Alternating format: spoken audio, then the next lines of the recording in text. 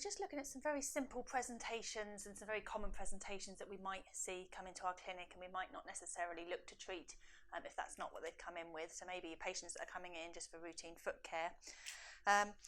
What I'm going to talk about now is adult acquired flat foot. So basically, patients that come in that have a very, very flat or low arched foot profile. Now the reasons for that is that the active and passive pull of the tibialis posterior tendon, so the big tendon that comes down the inside here, is lacking, so it's not doing the job it should do.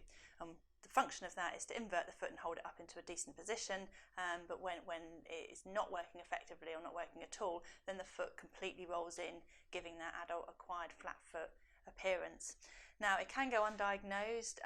It's not always referred on to podiatrists just because of a general lack of awareness, but when you do see it in clinic, it is a very nice one to treat, because you can almost give instant relief to your patient with the treatment that you give. So I've got a few different orthoses here which I'm going to talk through, which you could try in clinic. You might want to go with a casted device if you're used to taking casts and you use our lab, and then you might use something like a medial heel skive or high medial phalange or something to really help bring that foot right back up into its optimum position. But if you're just looking at off-the-shelf devices, there's a variety which you could try depending on the severity of the case. Now some patients, especially more elderly patients, might have a very flat foot and it's quite rigid, so there's not an awful lot you can do to try and manipulate that and get it back into a better position.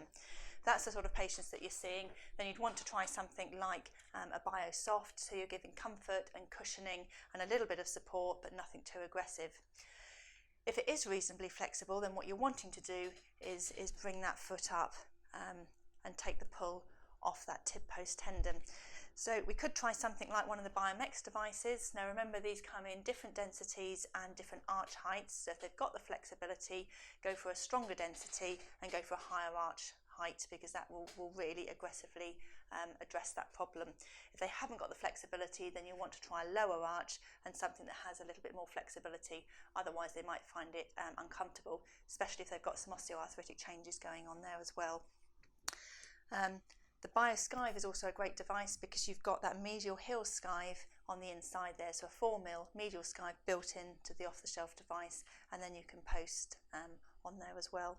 If you didn't have any of those in clinic and you've just got a stock of your standard Bio Advanced devices, even just a 3/4 length device with a bit of medial arch support on there will give some relief to your patients, and you can try that as well. So lots of different things you can try there to address that, so give it a go. Thank you very much.